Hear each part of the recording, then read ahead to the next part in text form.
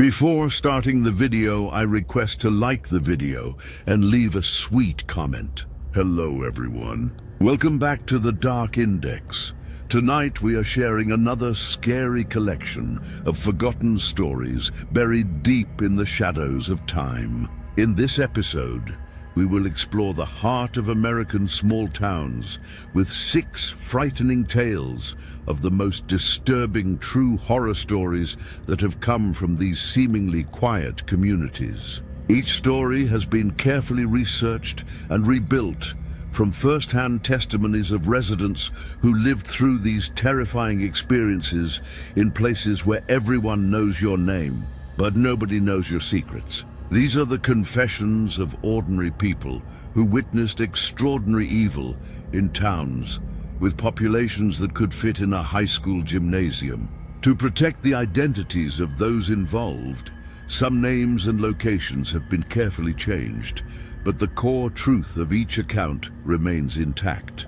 If you are new here, make sure to subscribe for daily true horror content that will keep you questioning what really happens when the sun sets on small-town America. Hit that notification bell so you never miss when we uncover the darkest files that small communities tried to bury forever. I delivered mail in Millfield for 12 years, and I thought I knew every secret in that town. When you walk the same routes day after day, season after season, you become part of the landscape. People wave from their windows, leave you cold drinks in summer, and shovel paths to their mailboxes in winter. You learn which houses get medical supply deliveries, which ones have college kids coming home, and which ones never seem to get anything but bills and catalogs. But there was something happening on Elm Street that took me 12 years to notice, and another 6 months to understand. Millfield is the kind of place where 3,000 people call home, where Main Street has more empty storefronts than open businesses, and where everyone knows your business before you do. It sits in a valley between 2 hills, surrounded by maple forests that turn the whole town gold every October. The kind of place people drive through on their way to somewhere else, never stopping long enough to see what lurks beneath the surface. My route covered the whole town, but Elm Street was always my favorite. 12 houses lined up in a perfect row, each one built in the 1940s, with identical front porches and small front yards. The residents were mostly older folks who had lived there for decades. Mrs. Patterson at number 4 always had her porch light on and would wave from her kitchen window. Mr. Rodriguez at number 8 kept the most immaculate garden I had ever seen. The Hendersons at number 12 had lived there since they were newlyweds in 1963. For 11 years, I delivered their mail without paying much attention to the details. Bills, magazines, the occasional package, normal small-town postal delivery. But during my 12th year, something started nagging at me. It was March when I first noticed it. A subtle pattern that my subconscious had been tracking long before my rational mind caught up. Every 3rd Thursday of the month, without fail, each house on Elm Street received an identical package. Same size, same weight, same return address that I could never quite make out through the smudged ink. The packages were wrapped in brown paper about the size of a hardcover book, and they always arrived on the same delivery truck from the regional sorting facility. 12 packages, 12 houses every 3rd Thursday, like clockwork. At first I assumed it was some kind of subscription service, maybe a book club or wine delivery. Small towns have their quirks, and if all the residents of one street wanted to order the same thing, that was their business. But the more I thought about it, the stranger it seemed. These people barely talked to each other. Mrs. Patterson and Mrs. Chen from number 6 had been in a property line dispute for 15 years. The Rodriguezes kept to themselves, and the young couple at number 10 had only moved in 2 years ago. The return address was always the same, but I could never read it clearly. The ink looked deliberately smudged, as if someone had run their thumb across it while it was still wet. I tried holding the packages up to the light in my truck, but the brown paper was too thick to see through. The weight was consistent, maybe 2 pounds, and they never rattled when I shook them gently. By May, my curiosity was getting the better of me. I started paying closer attention to the residents on Elm Street, especially on package delivery days. Mrs. Patterson would usually meet me at the mailbox with a smile and a comment about the weather. But on third Thursdays, she would stay inside until I left, then quickly retrieve her package. Through her front window, I could see her carrying it straight to her basement door. The same thing happened at every house. No one came out to greet me on package days. No one left their packages sitting on the porch, like they usually did with other deliveries. Within minutes of my departure, I would see curtains twitch and front doors open just long enough for the packages to disappear inside. I started keeping a mental log. March 18th, April 15th, May 20th, June 17th. Always the third Thursday, always 12 identical packages. I began timing my route differently on those days, parking at the end of Elm Street where I could observe the houses. After making my deliveries, every single resident followed the same pattern. Quick retrieval straight into the house, curtains drawn tight for the rest of the day. The breakthrough came in July when I was delivering a certified letter to Mrs. Patterson. She was expecting her Social Security documents and had asked me to bring them to her door instead of leaving them in the mailbox. When she answered, I could smell something strange coming from inside her house. It was not unpleasant, but unfamiliar, sweet and herbal, like burning sage mixed with something medicinal. A busy day today, Mrs. Patterson? I asked, trying to sound casual. She looked nervous for the first time in 12 years. Oh, you know how it is, Thomas. Just some spring cleaning. But it was July and the smell was definitely not cleaning supplies. That evening, I drove back to Elm Street after my shift ended. Every house was dark, except for a strange flickering glow coming from the basement windows. Not electric light, but something softer, like candles or oil lamps. And if I strained my ears, I could hear a low humming sound, like multiple voices chanting in unison. I parked across the street and watched for over an hour. The flickering lights moved in synchronized patterns, and the humming would rise and fall in waves. At exactly 11:00, everything stopped. The lights went out, the humming ceased, and normal house lights began turning on throughout the street. August came, and with it another delivery of 12 identical packages. This time I was ready. I had borrowed a small digital camera from my nephew and planned to document whatever was happening. But when I arrived at Elm Street that Thursday morning, something was different. Mrs. Patterson was waiting at her mailbox, but she was not alone. Mr. Rodriguez stood at his mailbox at number 8. The Hendersons were at number 12. In fact, all 12 residents of Elm Street were standing at their mailboxes, watching me approach. They did not speak as I delivered their packages. They just stood there, 12 pairs of eyes following my every movement. The silence was oppressive, broken only by the sound of my footsteps on the pavement and the rustle of paper as I placed each package in its designated mailbox. When I finished and returned to my truck, they were still standing there, still watching. I started the engine and began to drive away. But in my rear-view mirror, I could see them forming a circle in the middle of the street. They were opening their packages in unison, removing identical items that I could not make out from that distance. That night, I could not sleep. Something was seriously wrong on Elm Street, and I had been unknowingly facilitating it for months. I decided to research the return address on the packages, even though it was barely legible. It took me 3 days of squinting at delivery labels before I could make out enough letters to attempt a search. The address traced back to a post office box in Salem, Massachusetts, registered to something called the Millfield Heritage Society. I'd never heard of any heritage society in our town. And when I asked around, no one else had either. The postmaster in Salem was helpful, but could only tell me that the box had been rented for over 30 years, always paid in cash, always by different people.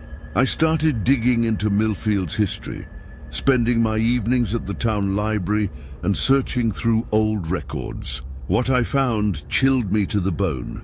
Elm Street had been built on land that was once the site of the original Millfield settlement, founded in 1692 by refugees from the Salem witch trials. According to the records, 12 families had fled Salem and established a small community in the Vermont wilderness. They had built their homes in a circle and practiced what they called the old ways, away from the prying eyes of Puritan authorities. The settlement had prospered for decades, but in 1734 something had gone wrong. The official records were vague, mentioning only that the settlement had been abandoned due to crop failures and harsh winters. But I found a diary entry from a traveling minister who had visited the area in 1735.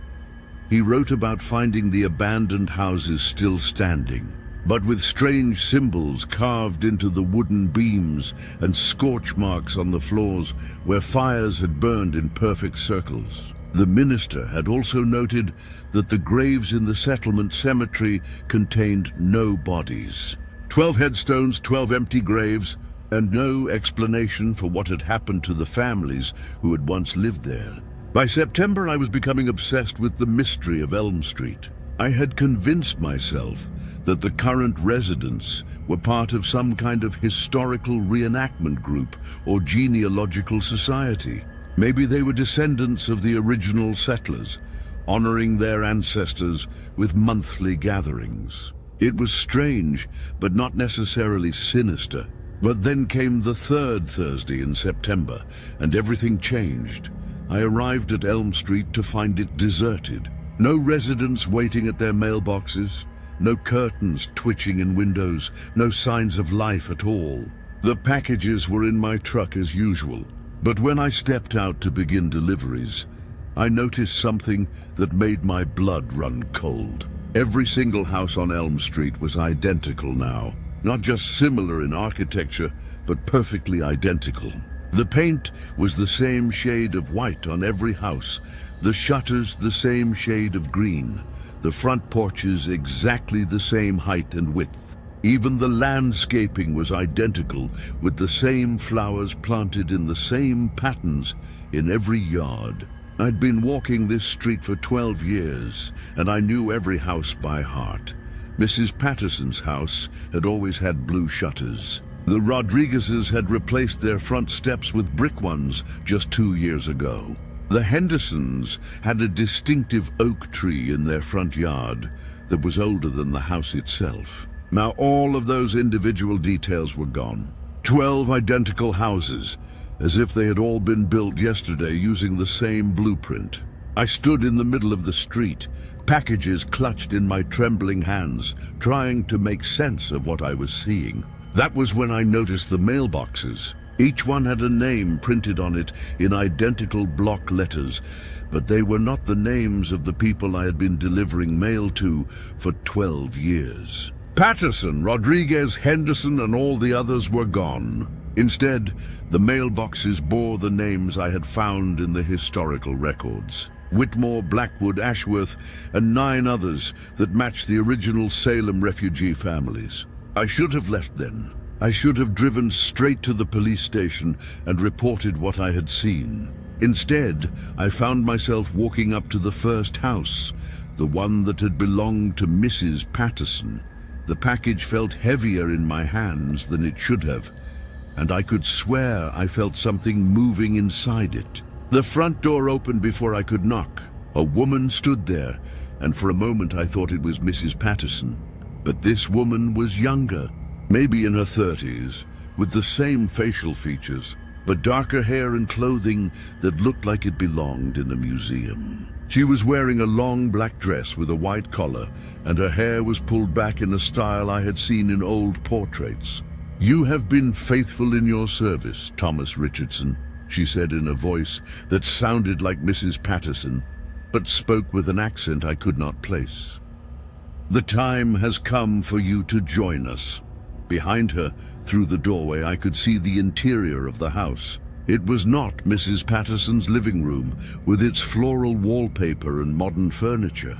Instead, I glimpsed a room lit by oil lamps with rough wooden furniture and herbs hanging from the ceiling beams.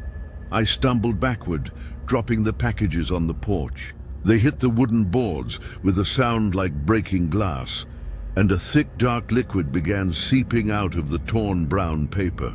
The smell that rose from the spilled contents was overwhelming, metallic and organic, like blood mixed with rich soil. "Do not be afraid," the woman who looked like Mrs. Patterson continued. "We have been waiting for you to understand, waiting for you to see. You have been chosen to carry our messages, to help us maintain the connection between worlds. The packages you have delivered contain the essence of the old settlement, the blood and bone of our ancestors mixed with the herbs of our craft." I turned and ran.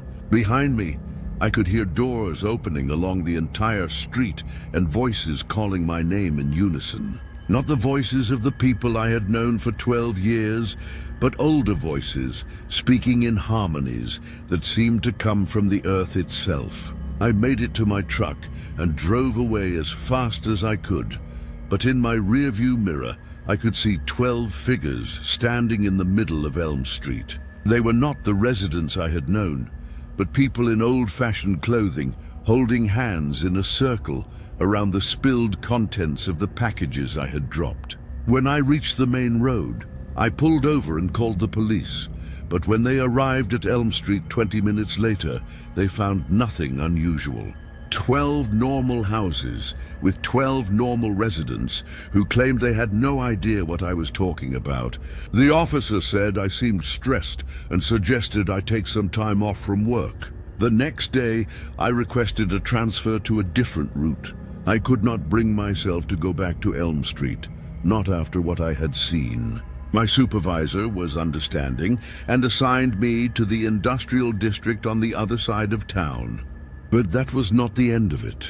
2 weeks later, I received a package at my own home. Same brown paper wrapping, same smudged return address, same weight and size as the ones I had been delivering to Elm Street. My name was written on it in the same block letters I had seen on the mailboxes that day. I never opened it. I took it straight to the police station and demanded they investigate. But they treated me like a man having a nervous breakdown. The package sat on the evidence shelf for a month before they returned it to me, claiming there was nothing suspicious about a resident receiving mail. When I got home, I built a fire in my backyard and burned the package without opening it. The flames turned green when they touched the brown paper, and the smoke smelled like the herbs I had detected in Mrs. Patterson's house. As it burned, I could swear I heard voices whispering in the crackling flames, calling my name and promising that I would return to Elm Street eventually. That was 6 months ago. I moved to a different town, got a job at a hardware store, and tried to forget about Millfield and Elm Street. But sometimes, late at night, I wake up to the sound of packages being delivered to my door. When I look outside, there is nothing there, but I can smell that herbal scent drifting through my window. And sometimes, when I am driving through small towns on my way to work, I see familiar faces in the windows of houses I pass. Faces that look like Mrs. Patterson, Mr. Rodriguez, and the Hendersons, but wearing clothes from centuries past, watching me with eyes that seem to know exactly where I am and what I'm trying to forget. I know they are still waiting for me on Elm Street, waiting for me to understand that some routes once walked can never truly be abandoned. The mail must always be delivered, and some messages are too important to remain unread. Nobody wanted to talk about what happened during the lockdown drill at Cedar Falls Elementary, least of all the other school board members. But as the newest member of the board, I thought it was my responsibility to ask the hard questions. Martha Hendricks, that is my name, and I had been elected just 6 months earlier on a platform of transparency and child safety. The parents in Cedar Falls trusted me to be their voice, to make sure their children were protected and educated properly. I wish I had never opened that door. Some secrets are buried so deep that digging them up destroys everything you thought you knew about the place you call home. Cedar Falls is one of those Montana towns that exists because it has to, not because anyone particularly wants it to. 800 people scattered across a valley that gets snowed in for 4 months of the year, surrounded by mountains that look beautiful on postcards, but feel like prison walls when you live between them. The elementary school serves the whole county, bringing in kids from ranches and tiny settlements spread across 50 square miles. It is the heart of our community, the one place where everyone comes together. I'd lived in Cedar Falls my whole life, raised 3 children who graduated from that same elementary school, and spent 15 years volunteering for everything from bake sales to field trips. When longtime board member Jim Patterson announced his retirement, everyone assumed I would run for his seat. I won by a landslide, mainly because nobody else wanted the job. School board meetings in small towns are usually exercises in bureaucratic tedium, arguing about budget allocations and maintenance schedules. But my first meeting in September changed everything I thought I knew about our little school and the people who ran it. The other 4 board members had all served for years. Principal Janet Morrison had been there since before my oldest child started kindergarten. Superintendent Dr. William Chen oversaw 3 small schools across the county and treated Cedar Falls Elementary like his personal kingdom. Board Chairman Robert Fitzgerald owned the largest ranch in the area and carried himself like he owned the town too. The only other woman on the board, Susan Walsh, taught high school in the next town over and rarely spoke during meetings. Before we begin tonight's regular business, Dr. Chen announced at that September meeting, we need to review some security footage from last month's lockdown drill. He gestured to a television that had been wheeled into the conference room. Just routine documentation for our safety protocols. I'd heard about the lockdown drill, of course. It had happened on a Tuesday in late August, just before school started for the year. The teachers had been preparing their classrooms when the alarm system activated, and they had followed standard procedures for securing the building. Nothing unusual about it, or so I had been told. Dr. Chen pressed play on the remote, and grainy black and white footage filled the screen.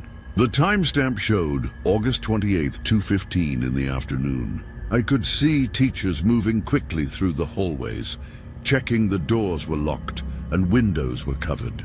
Everything looked exactly like what you would expect from a well-executed safety drill. The teachers responded perfectly, Principal Morrison noted, making a mark on her clipboard. Average response time was under 90 seconds across all classrooms. I was taking notes, trying to be diligent in my new role, when I noticed something that made me pause. "Wait," I said, pointing at the screen. "Can you rewind that last part?" Dr. Chen looked annoyed, but complied. The footage rewound to show the main hallway outside the kindergarten classrooms. Teachers were moving efficiently from room to room, but in the corner of the frame, I could see something that did not make sense. "There," I said, leaning forward. "Those 3 children in the hallway. Why are they not in a classroom during a lockdown?" The other board members exchanged glances. Chairman Fitzgerald cleared his throat. "Martha, these are just the details we worked through in post-drill analysis. Nothing to be concerned about, but I was concerned." The 3 children on the footage appeared to be elementary age, walking calmly down the hallway while teachers were rushing to implement lockdown procedures. They were not running or hiding or showing any of the urgency that the situation should have demanded. They were just walking almost casually toward what looked like the rear exit of the building. "Who are those children?" I asked. "And why are they leaving the building during a lockdown?" Susan Walsh spoke up for the first time that evening. "Martha, these drills can be confusing. Sometimes protocols are not followed perfectly, and we make adjustments for next time." I made a note to ask for a list of all students who had been in the building that day. Something about the footage bothered me, though I could not put my finger on exactly what. The 3 children looked familiar, but I could not place them. Cedar Falls is small enough that I know most of the families, at least by sight.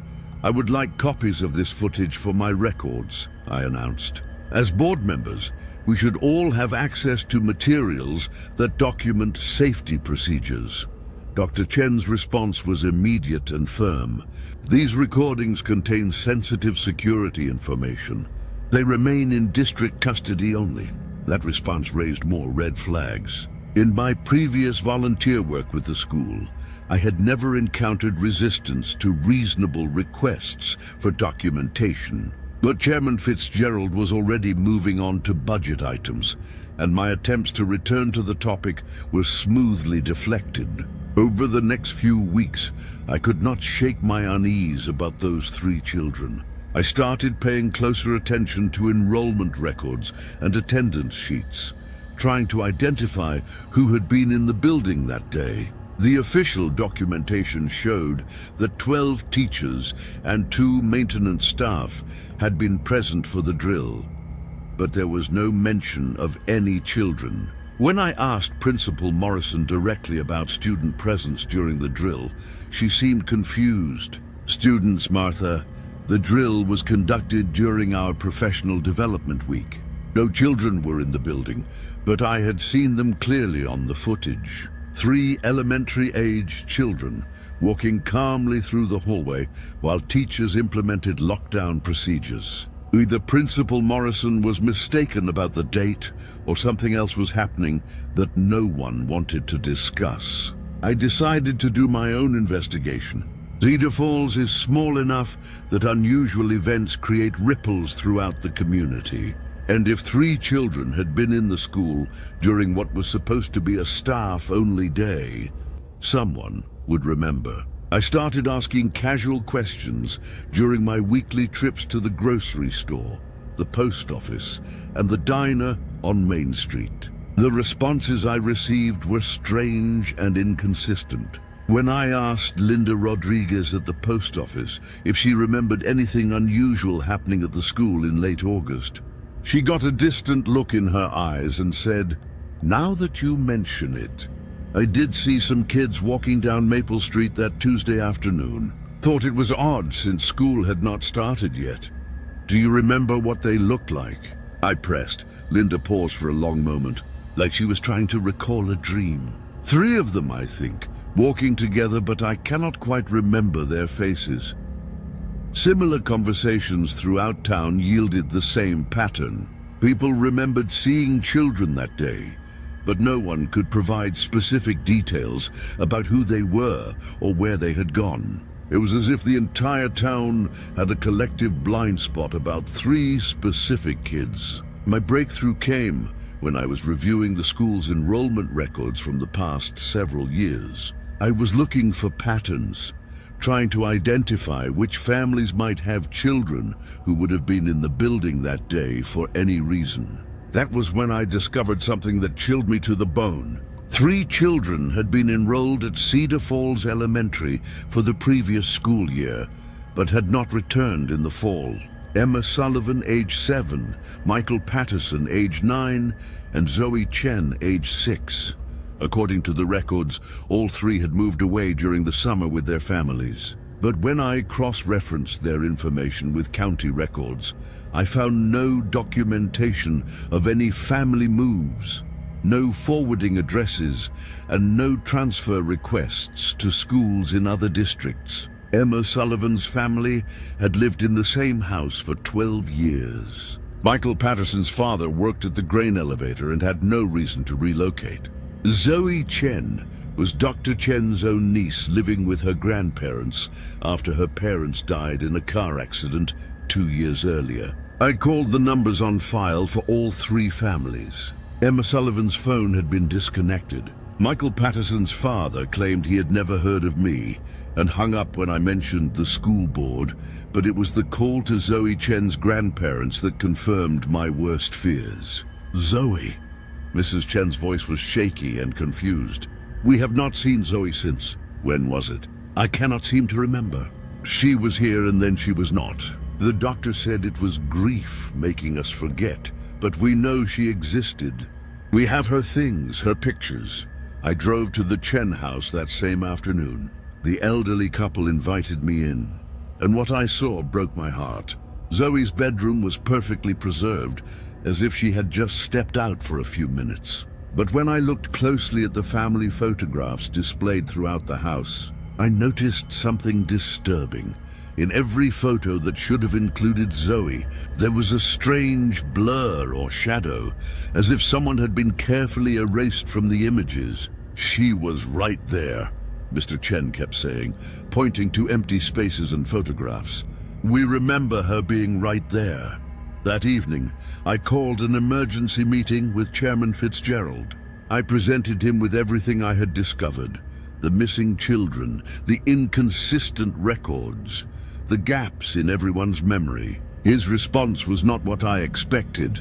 "Martha," he said in a tone that was patient but firm, "you are dealing with a very sensitive situation that requires careful handling.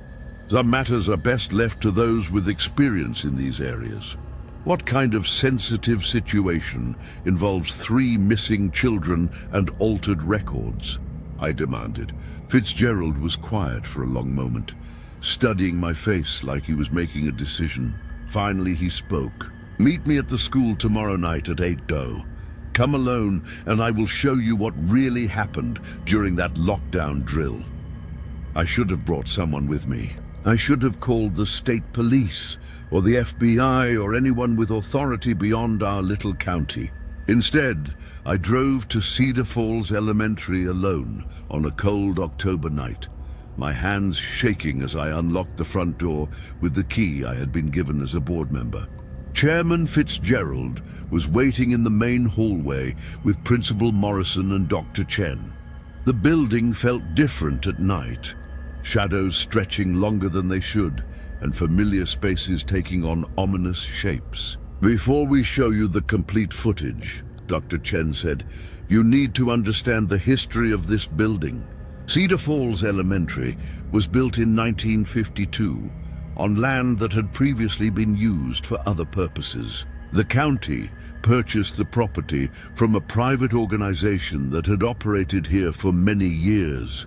He led me to the library where a projector had been set up. The screen displayed a series of photographs that looked like they had been taken decades earlier. Black and white images of the same building, but with different signage and different people.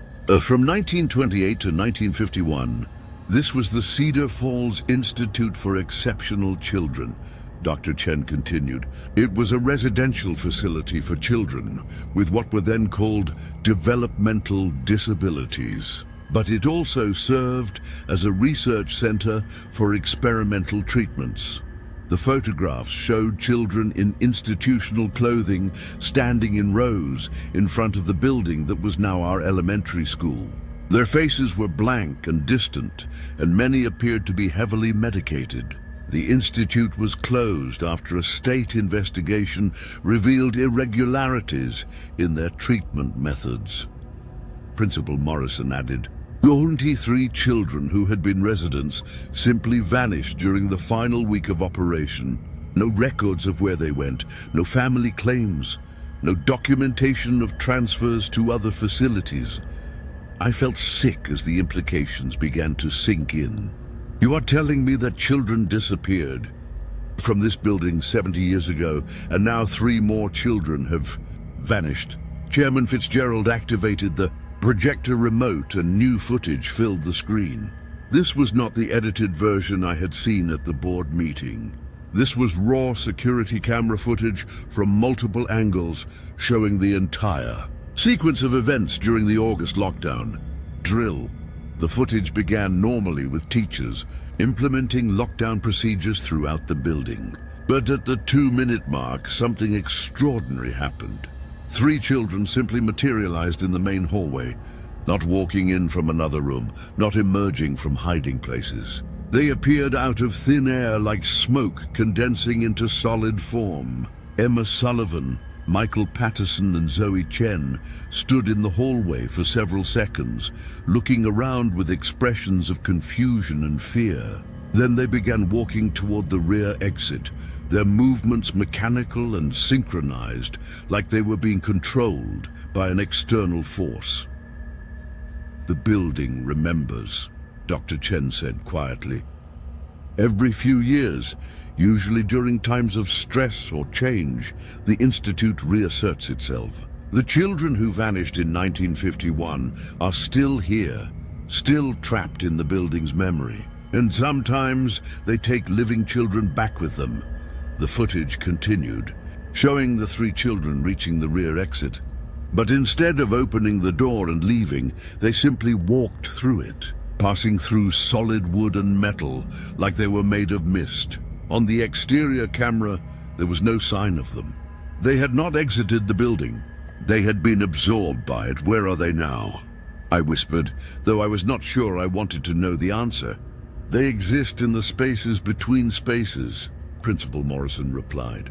"In the walls, in the foundation, in the memory of what this place used to be. We have learned to recognize the signs when the building is becoming active." The lockdown drill was not a drill at all. It was a containment protocol. Chairman Fitzgerald turned off the projector and faced me directly. "This is why board positions rarely change hands in Cedar Falls. This is why certain decisions are made by people who understand the full scope of what we are dealing with. The school serves the community, but it also serves as a prison for something that cannot be allowed to spread. You have been covering up child disappearances for decades," I said, my voice barely above a whisper. "We have been protecting hundreds of other children," Dr. Chen corrected. "Every child who attends this school, every family in this county. The alternative is to close the building, to let whatever exists here escape into the broader world." They showed me more footage from previous years. 1998, when 2 children vanished during a fire drill. 2003, when 1 child disappeared during a severe thunderstorm. 2009, when the building claimed 3 more during a routine maintenance day. Always children who were already vulnerable, already isolated, already partially forgotten by their families and communities. "The building chooses carefully," Principal Morrison explained. "Children whose absence will create the least disruption, whose memories can be quietly erased from official records and community consciousness. But their families remember," I protested, thinking of Mrs. Chen's confused grief. "Families remember something," Chairman Fitzgerald agreed. "But memories fade when they are not reinforced by external evidence. Pictures blur, records disappear, and eventually people convince themselves they were mistaken about what they lost."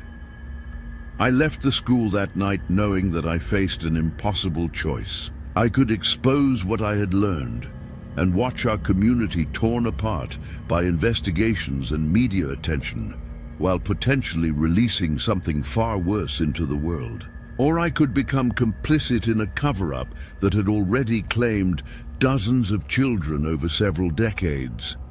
The decision was made for me 3 days later, when I found a manila envelope on my front porch. Inside were professional photographs of my own grandchildren taken recently at locations throughout Cedar Falls. Attached was a simple note: "Some secrets protect more than they harm. Welcome to the board. I have been keeping those secrets for 8 months now. I attend meetings where we discuss budget allocations and maintenance schedules while carefully monitoring security footage for signs of the building's awakening. I help identify children who fit the profile of potential targets, and I participate in the quiet alterations of records and memories that follow each disappearance." Last month, We lost 2 more children during what the community believes was a routine safety inspection. Their families are already beginning to forget. Their photographs already beginning to blur. Their enrollment records already being quietly modified. And I sit in those board meetings, taking notes and asking the right questions, while 3 more empty desks wait in classrooms that will never acknowledge the children who once sat in them. Because in Cedar Falls, some kinds of education require sacrifices that can never be discussed in official minutes or annual reports. The building is stirring again. I can feel it in the way the hallways echo differently, in the way shadows move independently of their sources. Soon there will be another drill, another containment protocol, another careful selection of children whose absence will disturb the community the least. And I will be there taking minutes and maintaining records because someone has to document the price we pay to keep the rest of our children safe from what lurks in the spaces between memory and forgetting. Every small town has that one place that stays open all night. And in Willow Creek, that was Mel's Diner. I worked the graveyard shift there for 8 months, and I thought I had seen everything the darkness could bring through those glass doors. Drunks stumbling home from the bar across the street, truckers needing coffee and conversation, insomniacs seeking refuge from their own thoughts. But there was one customer who changed everything I believed about life, death, and the thin line that separates the two. Her name was Hazel Morrison, and she had been dead for 38 years. George Patterson is my name, and I took that job at Mel's because I needed something to pay the bills while I figured out what to do with my life.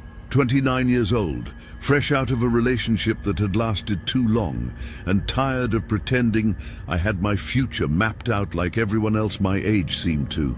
The overnight shift at a diner in a town of 1,500 people was not glamorous, but it was honest work that left me alone with my thoughts and a steady stream of coffee. Willow Creek sits in the middle of nowhere, Kansas, surrounded by wheat fields that stretch to every horizon. The kind of place where 3 generations of the same family live within walking distance of each other.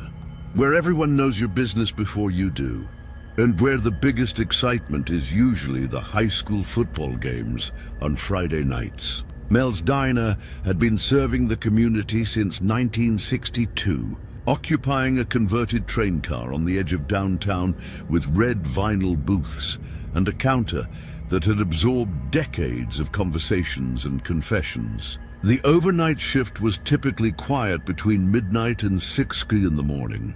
I might serve a dozen customers on a busy night, mostly regulars who worked unconventional schedules or dealt with sleep troubles. I learned their names, their orders, and their stories. Coffee black for Jim Harrison, who drove the mail truck. Pie and ice cream for Mrs. Rodriguez, who cleaned offices downtown and always stopped by around 4. Eggs over easy for Danny Walsh, who worked maintenance at the grain elevator and got off work at 3. But Hazel Morrison was different from the first night I saw her. She came in at exactly 3:17 in the morning on a Tuesday in October. I noticed the precise timing because the old clock above the register had been running 7 minutes fast for months, and she entered just as it showed 3:24. She was elderly, maybe in her 70s, with silver hair pulled back in a neat bun and wearing a blue dress that looked like it belonged in a different decade. "Coffee, please," she said, settling into the corner booth by the window. Her voice was soft but clear, with an accent that suggested she had grown up in this part of Kansas, but had lived elsewhere for a while. I brought her coffee in one of the heavy white mugs we used for regular customers. "Anything else?" "Pie is fresh today." "Apple pie if you have it," she replied. "And vanilla ice cream." I served her the pie and went back to my prep work for the morning shift. When I glanced over a few minutes later, she was sitting with her hands folded, looking out the window at the empty main street. The coffee cup was still full, and the pie remained untouched. She sat there for exactly 43 minutes, never drinking the coffee or eating the pie. At 4:00 sharp, she stood up, left exact change on the table, including a 20% tip, and walked out into the night. I watched through the window as she crossed the street and disappeared into the shadows between buildings. The next week, Tuesday night at 3:17, she returned. Same blue dress, same order, same behavior. Coffee and apple pie with vanilla ice cream, paid for but never consumed. She would sit in the corner booth for 43 minutes, staring out the window with an expression I could not read, then leave exactly at 4. After her 4th visit, I started paying closer attention. Hazel Morrison looked exactly the same each time. Not just similar clothing, but identical. The same dress with the same small wrinkle near the left shoulder. The same hairstyle with the same few strands that had escaped the bun. Even the same faint lipstick that had been applied with the same slight imperfection on the lower lip. "Do you know Hazel Morrison?" I asked Mel during one of our shift changes. He had owned the diner for 30 years and knew everyone in town. Mel paused while wiping down the counter. Hazel Morrison died in 1987. George car accident out on Highway 36. Why do you ask? Someone with that name has been coming in during my shift. Elderly woman, blue dress, orders coffee and pie, but never eats. Mel's expression grew serious. What does she look like? I described her in detail, including the specific way her hair was styled and the shade of blue in her dress. As I talked, Mel's face grew pale. "That is exactly what she looked like," he whispered. "But George Hazel Morrison has been dead for 38 years. He disappeared into the back office and returned with a cardboard box filled with old photographs and newspaper clippings. Most were pictures from community events and local celebrations that had been held at the diner over the decades. Near the bottom of the box, he found what he was looking for. The newspaper clipping was from October 1987. The headline read, 'Local woman dies in late-night accident.' Below it was a photograph of Hazel Morrison, age 73, wearing the same blue dress I had seen her in every Tuesday night. The article explained that she had been driving home from a church meeting when her car skidded on wet leaves and struck a tree. She had died instantly at 3:17 in the morning. She used to come in here every Tuesday night," Mel explained, his voice shaky. "Same time, same order. Coffee and apple pie with vanilla ice cream. But she was trying to lose weight, so she would order it, then just sit with it, using the smell in the company to satisfy her craving without actually eating." According to the article, Hazel had been on her way home from the diner when the accident occurred. She had left at exactly 4, just like she'd been doing during my shifts. The accident happened less than a mile from Mel's at the intersection of Main Street and Highway 36. "Why is she still coming here?" I asked. Mel shook his head. "I do not know, but if it is really her, there must be a reason she cannot move on." The next Tuesday, I was ready. When Hazel Morrison entered at 3:17, I watched her every movement more carefully than before. She walked with purpose, but also with a strange lightness, as if her feet barely touched the floor. When she sat down, the vinyl booth did not creak the way it did for other customers. When I brought her coffee, the mug felt strangely cold, despite having just come from the pot that was kept at 180 degrees. "Mrs. Morrison," I said, sitting across from her in the booth, "can I ask you something?" She looked at me with eyes that were kind but distant, like she was seeing me from a great distance. "Of course, dear. Why do you keep coming back here?" For the first time in all her visits, her expression changed. Confusion flickered across her face, followed by what looked like fear. "I am not sure," she admitted. "I remember being here enjoying the coffee and the pie. But I also remember being very tired, wanting to go home. I got in my car and then," she paused, touching her forehead like she was trying to recall a difficult memory. I cannot remember what happened next. Mrs. Morrison, I said gently, you died 38 years ago. You were in a car accident after leaving this diner? She stared at me for a long moment, and I could see recognition dawning in her eyes. The tree, she whispered. I remember the tree and the rain and the pain. Her hand moved to her chest. But if I died, why am I still here? That question haunted me for the rest of the night. After she left at 4, I drove out to the intersection where her accident had occurred. The tree was still there, a massive oak that had been scarred by the impact but had survived. Plastic flowers and a small cross marked the spot where Hazel Morrison had died. I started researching her life, trying to understand what might be keeping her spirit anchored to that Tuesday night routine. Through old phone books and county records, I learned that she had lived alone in a small house on Elm Street. Never married, no children, but deeply involved in her church and various community organizations. By all accounts, she had been a kind and generous person who was beloved by everyone who knew her. But there was something else I discovered that changed everything. In the weeks before her death, Hazel Morrison had been investigating irregularities in the church's finances.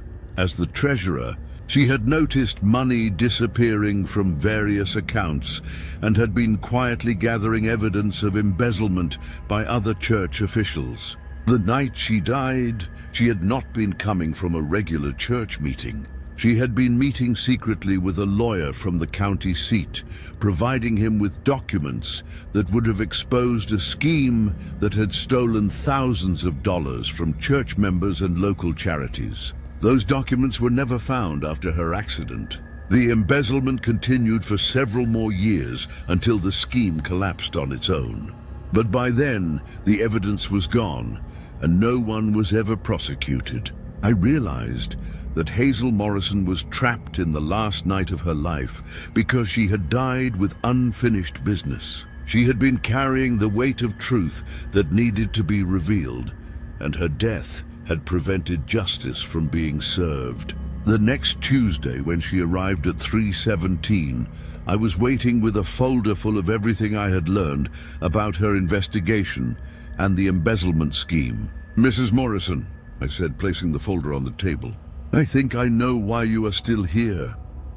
I explained what I had discovered about her final mission and how her death had allowed criminals to escape justice. As I talked, her expression grew clearer and more focused, as if she was remembering not just who she was, but why her work had been so important. They stole from the church, she said, her voice growing stronger. From the food bank, from the scholarship fund, from families who trusted us with their donations. The statute of limitations has passed, I told her. But there are still people in town who were harmed by what happened. If you can remember where you hid the evidence, maybe we can find a way to make things right. Hazel smiled for the first time since I had been serving her. The safe deposit box, she whispered. Bank of Willow Creek, box number 207. She reached into her purse, a movement that looked more real and solid than any other gesture I had seen her make. She pulled out a small brass key and placed it on the table. Give this to Pastor Williams at the Methodist Church, she said. He was not involved in the scheme. He can make sure the truth comes out even now. As soon as she released the key, I could see her beginning to fade. Not disappearing, but becoming lighter, more transparent, like morning fog touched by sunlight. Thank you, she whispered. And for the first time since I had been serving her, she picked up the coffee cup and took a sip. That is perfect coffee, dear. Just the way I remember.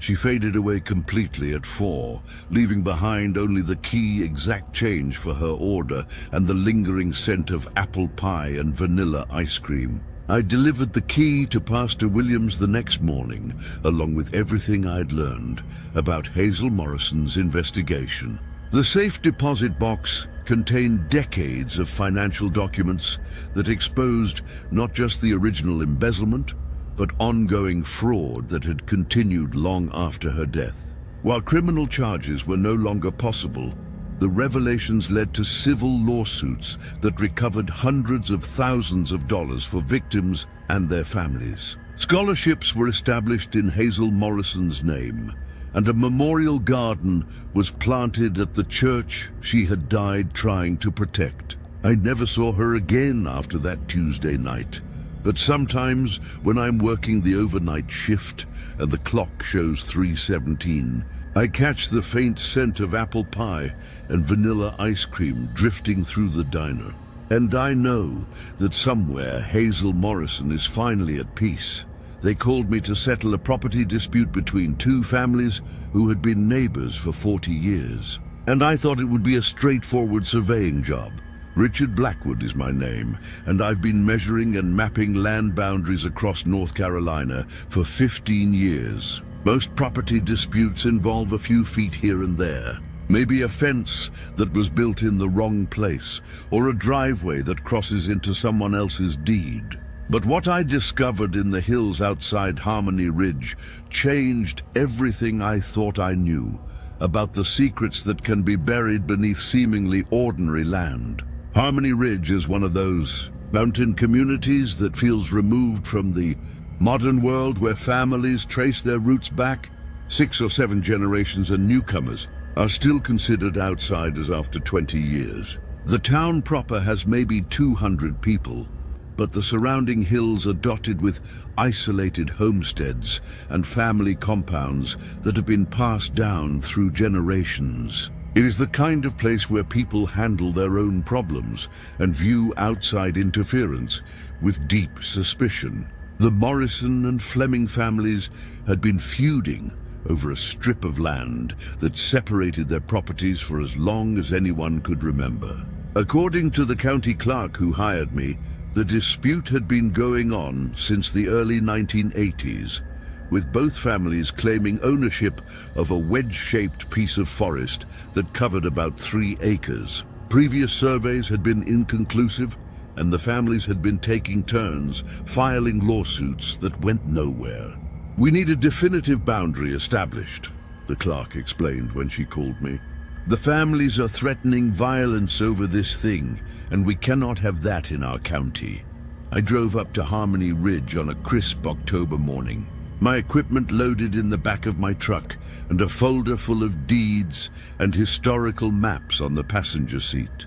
The disputed land sat between 2 similar properties, both featuring older farmhouses with extensive outbuildings and cleared fields that had been carved from the surrounding forest decades ago. Dale Morrison met me at his front gate, a weathered man in his 60s with the kind of deep suspicion of outsiders that I had encountered in other mountain communities. "You the surveyor?" he asked without preamble.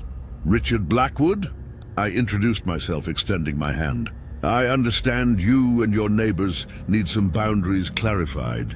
Morrison shook my hand grudgingly. "Been our land for 40 years. He said my daddy cleared that timber himself, and them Flemings got no right to it. The Fleming property was accessible by a dirt road that wound through thick forest before opening into their main compound. Jacob Fleming was younger than Morrison, maybe in his 50s, but he had the same hardened look of someone who had spent his life working the land. "Appreciate you coming out," Fleming said when I introduced myself. "That strip of her land has been in our family since my grandfather's time. Morrisons are trying to steal what belongs to us." Both men insisted on being present when I conducted my survey, which made for a tense atmosphere as I set up my equipment. The disputed land was heavily forested with thick undergrowth that made it difficult to move around with my instruments. But as I worked, I began to notice things that seemed unusual for a natural forest. The trees were all roughly the same age, suggesting the entire area had been cleared and replanted at some point. But more oddly, they seemed to be arranged in subtle patterns with large gaps that formed rough geometric shapes when viewed from above. My electronic distance measuring device also detected irregularities in the ground that suggested extensive digging had been done at some point. "Has this land been used for farming?" I asked Morrison as I adjusted my theodolite. Not since I've been here, he replied. Been woods, long as I can remember. Fleming gave a similar response, but both men seemed nervous whenever I asked about the history of the land. They kept glancing at each other across the disputed boundary, and I got the impression they were communicating something that I was not meant to understand. On my second day of surveying, my ground-penetrating radar began picking up anomalies throughout the disputed area. The equipment was designed to detect underground utilities and foundation remains. But what I was seeing looked more extensive and more irregular than anything related to construction or agriculture. There are significant underground disturbances throughout this area, I told both families when they met me at the site that afternoon. Before I can establish definitive boundaries, I need to understand what I am dealing with down there. Morrison and Fleming exchanged a look that I could not interpret. What kind of disturbances? Fleming asked. In large excavations that have been backfilled, I explained. Multiple sites, some quite deep. If there are septic systems or old foundations down there, they could affect property values and development rights. That evening at my motel in town, I spent hours studying the radar images on my laptop. What I was seeing was unlike anything in my 15 years of surveying. The underground disturbances were extensive and appeared to follow patterns that suggested deliberate placement rather than random digging. More disturbing were the shapes themselves. Long, narrow excavations arranged in rough grids, each approximately 6 feet long and 3 feet wide. As a professional surveyor, I had seen enough cemetery layouts to recognize what I was looking at. I was looking at graves, dozens of them, scattered throughout the 3-acre disputed area. The next morning, I called the county sheriff's office and requested that a deputy meet me at the site. If there were unmarked graves on the property, it became a legal matter that went far beyond a simple boundary dispute. Deputy Williams arrived within an hour, and I showed him the radar images. His reaction confirmed my suspicions. Those look like burial sites, he agreed. But there is no cemetery recorded in this area. Are you sure your equipment is working correctly? I ran the scans again, and the results were consistent. 43 separate anomalies, all the right size and shape to be individual graves scattered throughout the disputed land in a pattern that suggested they had been dug over an extended period of time. We need to notify the families, Deputy Williams said, and probably the State Archaeological Office. If these are Native American graves or historical burials, there are procedures we have to follow. But when we approached Morrison and Fleming with our findings, their reactions were not what I expected. Instead of surprise or concern, both men went pale and began speaking in hushed, urgent tones. You cannot bring outsiders here, Morrison said. This is family business. Fleming nodded in agreement.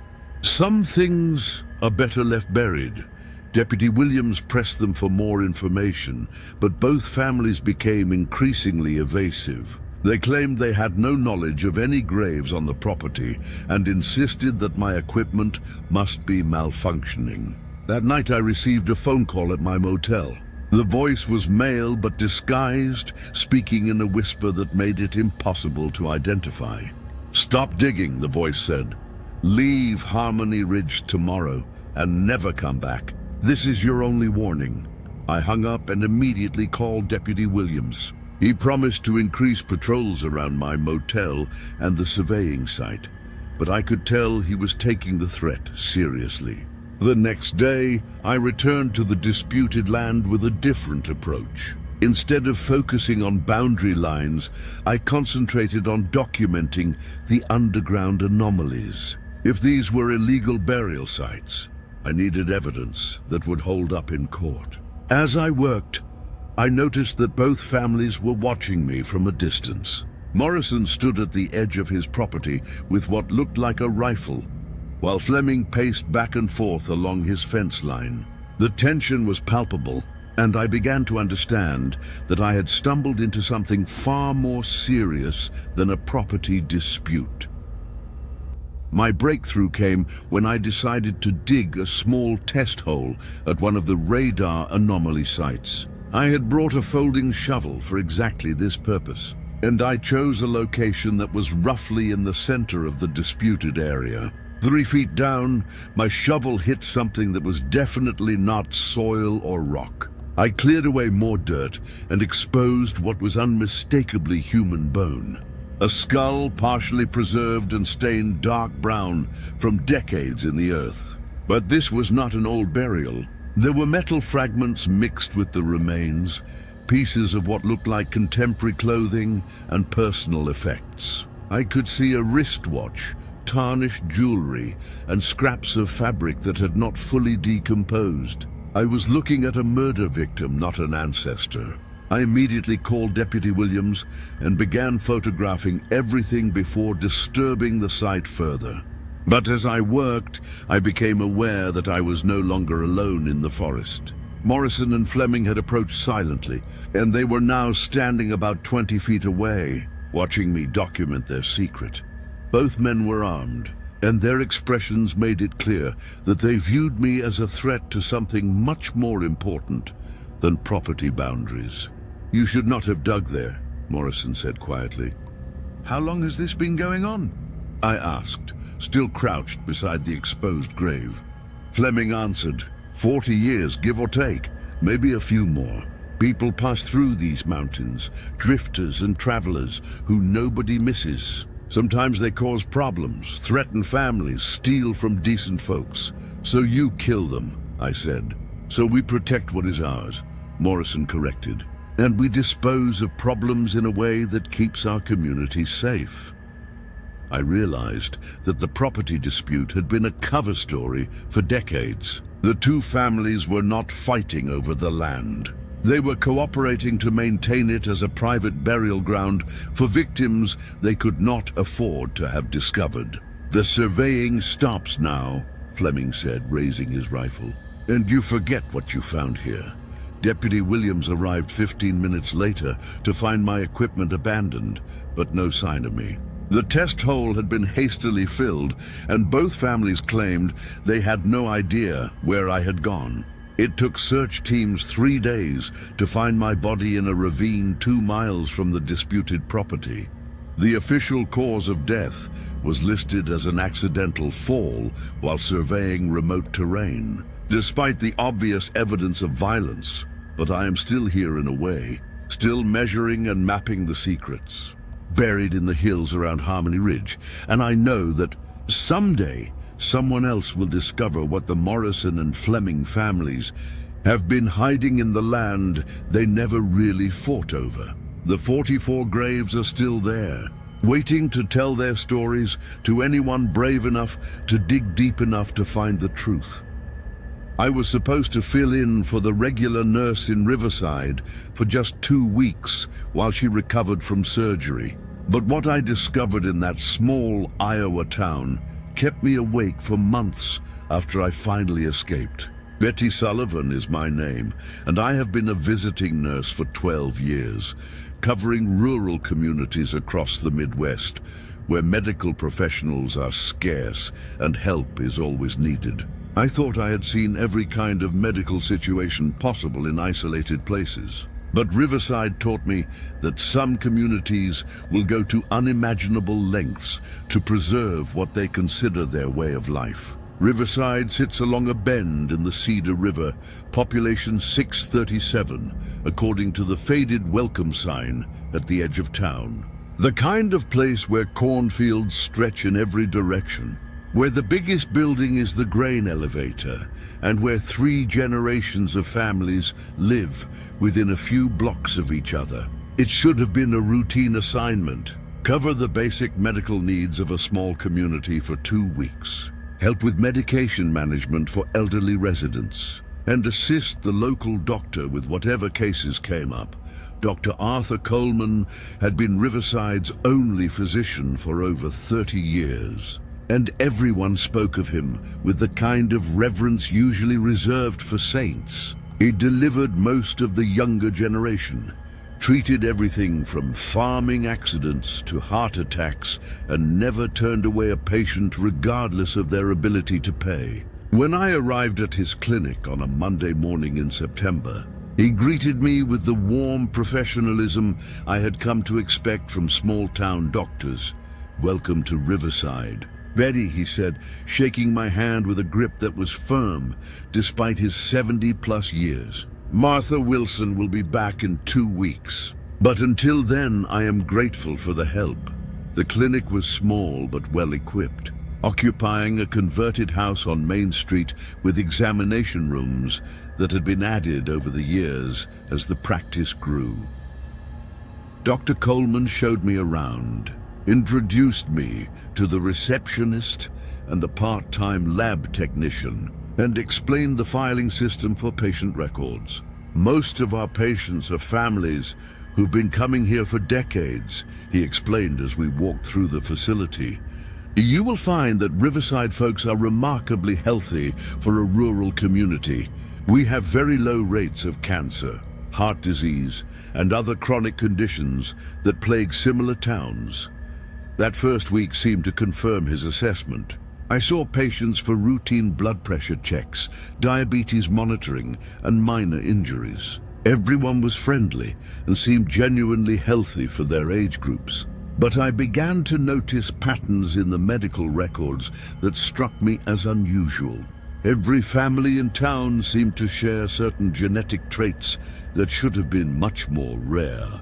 Unusual eye colors, distinctive facial structures, and physical characteristics that appeared with remarkable frequency across supposedly unrelated family lines. More concerning were the laboratory results I reviewed while organizing patient files. Blood work from residents showed genetic markers that I had never seen clustered together in such high concentrations. Not necessarily abnormal results, but unusual patterns that suggested these people shared far more genetic material than would be typical for a general population, even in an isolated rural community.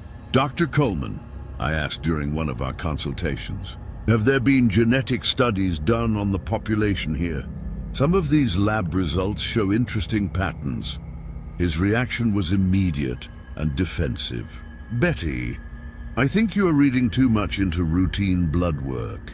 Small communities naturally develop certain shared characteristics over generations, but my nursing background included genetics training, and what I was seeing went far beyond normal population genetics. These people were not just distantly related through common ancestors. They were showing markers consistent with much closer genetic relationships than anyone was acknowledging. My suspicions deepened when I began reviewing the obstetric records from the past several decades. Dr. Coleman had delivered hundreds of babies over his career, but the birth records showed patterns that made no medical sense. Pregnancy complications that should have occurred regularly in any population were completely absent. Genetic disorders that should have appeared at predictable rates simply did not exist in Riverside. Either this community had the most extraordinary genetic luck in medical history, or something else was happening that was not reflected in the official records. "I need to ask you about the fertility treatments," I said to Dr. Coleman at the end of my first week. He paused in his chart review. "What fertility treatments?" "The medication inventory shows regular orders for reproductive hormones and genetic screening supplies that would typically be used for fertility interventions, but I do not see any corresponding patient records for these treatments." Dr. Coleman closed the chart he had been reviewing and looked at me with an expression that had shifted from friendly to calculating. "Betty, you are a temporary employee here. Your job is to assist with routine patient care, not to audit medical practices." That evening, I drove through Riverside's residential neighborhoods, paying closer attention to the families I had been treating. What I saw confirmed my worst suspicions. Children who supposedly belonged to different families showed striking physical similarities. Siblings who should have been years apart in age looked like twins. And adults who claimed no family relationship could have been identical relatives. The next morning, I arrived at the clinic early and used my access to the medical records to conduct a more thorough review. What I discovered made me physically ill. Dr. Coleman had not been practicing conventional medicine for decades. He had been conducting genetic experiments on the entire population of Riverside using fertility treatments and selective breeding to create what amounted to a controlled human breeding program.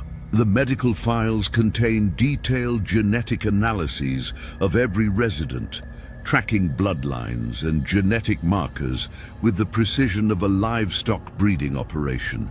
Families that claimed to be unrelated were actually carefully selected genetic matches. Pregnancies were not natural occurrences, but planned genetic combinations designed to reinforce desired traits. More horrifying were the records of unsuccessful outcomes. Children who did not meet genetic criteria were listed as stillbirths or infant deaths. But follow-up documentation suggested they had been removed from families and relocated elsewhere. The numbers were staggering. Over 30 years, hundreds of children had been born in Riverside, but only those who met Dr. Coleman's genetic standards had been allowed to remain. "You should not have access to those files," Dr. Coleman said from behind me. I turned to find him standing in the doorway of the records room. And for the first time since I had arrived in Riverside, he did not look like a kindly small-town doctor. He looked like a man who had been caught in the middle of something unforgivable. "What have you done to these people?" I whispered. "I have created perfection," he replied calmly. "Riverside represents the future of human evolution. 3 generations of carefully controlled genetic selection, eliminating hereditary diseases and enhancing desirable traits. These people are healthier, more intelligent, and more physically capable than any normal population." "They are your experiments," I said. "You have been treating an entire town like laboratory animals." Dr. Coleman smiled. "And now you understand why you are really here. Betty Martha Wilson did not have surgery. She began asking the same questions you are asking, and she had to be removed from the situation. I realized with growing horror that my assignment to Riverside had not been random. I had been selected, evaluated, and brought here for a specific purpose that had nothing to do with providing medical care. "You need new genetic material." I said, "The breeding program is starting to show signs of inbreeding, and you need outside DNA to continue. You have excellent genetics, Betty, healthy family history, high intelligence, and no chronic medical conditions. You would make valuable contributions to our community." I backed toward the clinic's rear exit, but Dr. Coleman moved to block my path. "The people of Riverside have been very patient with your investigation, but now it is time for you to accept your role here." Through the window, I could see residents gathering in the street outside the clinic. Men, women, and children who I had been treating for the past week, all watching the building with expressions that were no longer friendly and welcoming. They knew what was happening inside, and they were there to ensure I did not leave. "How long has this been going on?" I asked, stalling while I looked for another exit. "Since I arrived here in 1993, Dr. Coleman replied. "Riverside was dying then, losing population and economic opportunities. I offered them a chance to become something special, something better than human. They embraced the vision." "You mean they embraced the delusion?" I corrected. "These people are not evolved. They are victims of medical abuse on a scale that should be impossible in modern America." Dr. Coleman's expression hardened. "They are the future, Betty, and you are going to help ensure that future continues." I broke the window behind me with a paper weight from the desk. "Was and climbed through, cutting my arms on the glass, but escaping into the alley behind the clinic. I could hear shouting from inside the building and the sound of people running toward my location. I made it to my car and drove out of Riverside faster than I had ever driven in my life, not stopping until I reached the state police barracks 50 miles away. But when the investigators arrived in Riverside the next day, they found a normal small town with a respected doctor who claimed he had never heard of Betty Sullivan. The medical records I had seen were gone. The genetic testing equipment had vanished. Even the blood samples that had shown unusual markers had been replaced with normal. Results: Dr. Coleman presented documentation showing that no visiting nurse had been assigned to his clinic, and the residents of Riverside supported his statements completely. The investigation was closed within a week due to lack of evidence. But I know what I saw in those files. I know what Dr. Coleman was doing to the people of Riverside. And I know that somewhere in Iowa, a genetic experiment is continuing under the guise of small-town medical care. The perfect community that never gets sick, never shows genetic disorders, and never questions why their doctor has been controlling their lives for over 30 years. And sometimes late at night, I wonder about other small towns with beloved doctors and unusually healthy populations. I wonder how many rural communities have embraced similar visions of genetic perfection, and how many visitors like me have disappeared into experiments that continue in the shadows of American medicine, came to Copper Hill to film their annual Harvest Festival, thinking it would be a charming small town tradition documentary that could help launch my independent filmmaking career. Arthur Phillips is my name, and I had spent 2 years researching unique American festivals when I discovered references to Copper Hill's 3-day celebration in obscure folklore journals. The descriptions made it sound like a perfect subject. An isolated Texas community that had maintained pre-industrial harvest traditions for over a century. I had no idea I was documenting the final phase of a ritual that had been consuming visitors for generations. Copper Hills sits in the East Texas piney woods, population 412, accessible only by a single winding road that branches off from a state highway and disappears into dense forest. The kind of place that exists on maps but feels forgotten by the modern world, where the cell phone service is spotty and the nearest interstate is 2 hours away. Perfect for a documentary about authentic American traditions that have survived in isolation. I arrived on a Thursday in late October, 2 days before the Harvest Festival was scheduled to begin. The town seemed frozen in time, with wooden storefronts that could have been built 50 years ago, and residents who moved with the unhurried pace of people who have never been in a rush to get anywhere. Everyone I met was friendly, but guarded, willing to talk about the weather and local history, but evasive when I asked specific questions about the festival. You will understand everything once it begins, Mayor Patricia Harris told me when I interviewed her at the town hall. Copper Hill's Harvest Festival is not like other celebrations. It is something that has to be experienced to be appreciated. I set up my equipment at the Copper Hill Inn, a converted Victorian house that served as the town's only lodging. The proprietor, an elderly woman named Mrs. Coleman, seemed nervous about having a filmmaker in town during festival weekend. Most visitors who come for the festival do not need accommodations, she explained while showing me to my room. They usually become part of the community by the end of the 3 days, I assumed.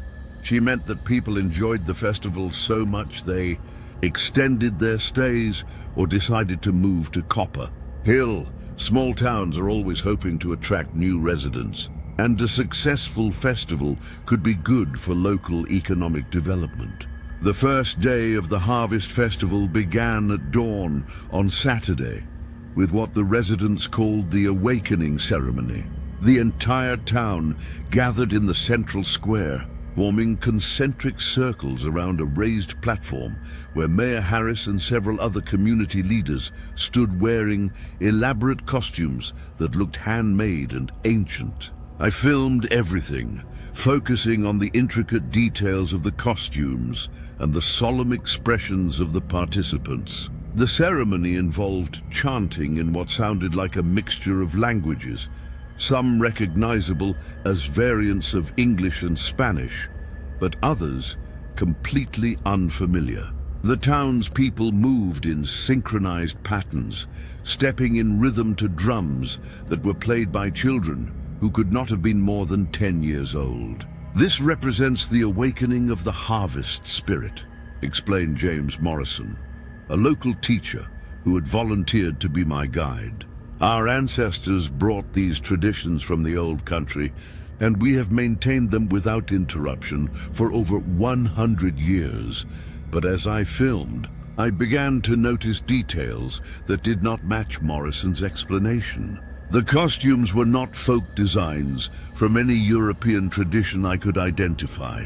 The symbols carved into the wooden platform were not Celtic or Germanic, but something much older and more primitive. And the chanting, when I listened carefully through my headphones, contained words that sounded more like incantations than traditional folk songs. The second day involved what the residents called the binding ceremony. This time, the townspeople constructed elaborate displays throughout the business district using corn stalks, pumpkins, and other harvest decorations to create intricate patterns that were visible from the second-story windows of the inn. From my elevated vantage point with my camera, I could see that the decorations were not random arrangements. They formed a complex geometric design that encompassed the entire downtown area, with the town square at the center and radiating patterns that extended to the edges of the commercial district. Each family contributes specific elements to the overall design, Morrison explained as we walked through the decorated streets. The pattern has been refined over generations, with each year adding new components while maintaining the essential structure, but the pattern I was documenting looked less like harvest decorations and more like some kind of containment circle with symbols and arrangements that seemed designed to trap or control something rather than celebrate it. The geometric precision was far too exact for folk art, suggesting knowledge of mathematical principles that seemed out of place in a rural Texas community. On the second evening, I was invited to join the townspeople for what they called the Feast of Preparation. Long tables had been set up in the town square, loaded with food that had been prepared by various families throughout the day. Everyone in Copper Hill was present, from newborn babies to elderly residents who could barely walk. The food was unlike anything I had ever tasted. Rich, complex flavors that seemed familiar but impossible to identify. When I asked about the recipes, people would smile and give vague answers about family traditions and secret ingredients that had been passed down for generations. "You are eating the essence of Copper Hill," Mayor Harris told me as she refilled my plate. "Food that connects you to our community and our history." As the evening progressed, I began to feel strange. Not sick exactly, but altered in a way I could not describe. Colors seemed more vivid, sounds were more intense, and I felt a growing sense of connection to the people around me. Other visitors to the festival were experiencing similar effects, laughing and talking with residents as if they had known each other for years. The food helps newcomers understand what Copper Hill is really about, Morrison explained when I asked about the unusual sensations. It opens the mind to possibilities that might otherwise be rejected. That night, I reviewed the footage I had shot during the first 2 days of the festival. What I saw disturbed me more than I could rationally explain. When I watched the ceremonies through my camera, the participants looked different than they had appeared to my naked eye. Their movements were more mechanical. Their expressions were blank and distant. and their costumes seemed to be made of materials that shifted and changed texture as I watched. More disturbing were the visitors like myself. In the footage, we appeared to be in various states of transformation, our faces becoming more similar to the residents and our movements becoming more synchronized with the group activities. I looked at my own reflection in the inn's mirror and saw subtle changes in my features that had not been there when I arrived. The third day was called the Harvest of Souls, and I woke up knowing that I needed to leave Copper Hill immediately. Whatever was happening during the festival was not a cultural tradition, but something far more sinister and supernatural. But when I tried to pack my equipment and check out of the inn, Mrs. Coleman informed me that leaving was not possible until the festival concluded. "The roads are closed during the final ceremony," she explained with a smile that no longer looked friendly. "Everyone who participates in the Harvest Festival must see it through to completion."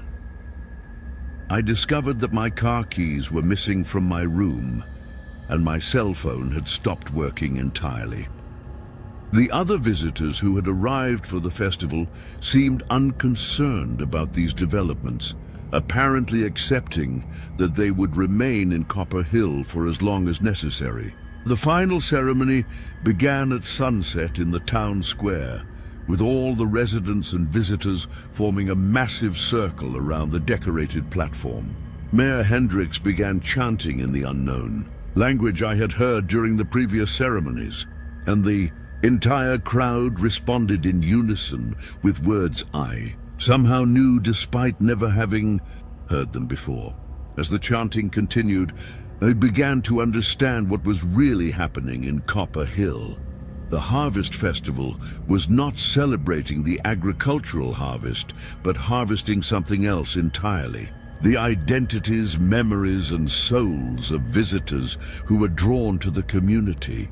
The geometric patterns created with harvest decorations were not folk art, but a massive ritual circle designed to trap and transform anyone who participated in the three-day ceremony. The food served during the feast of preparation contained substances that made visitors susceptible to the transformation process. And the final ceremony was designed to complete the harvest by absorbing newcomers into the collective consciousness of Copper Hill. I could feel my individual identity dissolving as the chanting reached a crescendo. My memories of life outside Copper Hill were fading, replaced by a sense of belonging to something ancient and hungry. The other visitors around me were undergoing the same transformation, their faces taking on the blank expressions I had seen in my camera footage. But some part of me, the part that had spent years behind a camera lens documenting reality, remained separate from the collective experience. While my body participated in the ritual, my consciousness retreated to a space where I could observe what was happening without being completely consumed by it. I watched as the festival concluded, with all the visitors fully transformed into residents of Copper Hill, ready to help prepare for next year's celebration and the new harvest of souls it would bring. I saw myself smiling and shaking hands with Mayor Hendricks, accepting my permanent role in the community. While some deeper part of my mind screamed in helpless horror, the documentary I had intended to create was never completed. But the footage still exists somewhere in the collective memory of Copper Hill. Every year during the Harvest Festival, that part of me that remains separate watches new filmmakers and researchers and curious visitors arrive in town, drawn by the same obscure references that had brought me here. And every year I participate in their transformation while desperately hoping that one of them will prove strong enough to escape. With the truth about what really happens when small towns maintain traditions that are older and hungrier than anyone wants to believe.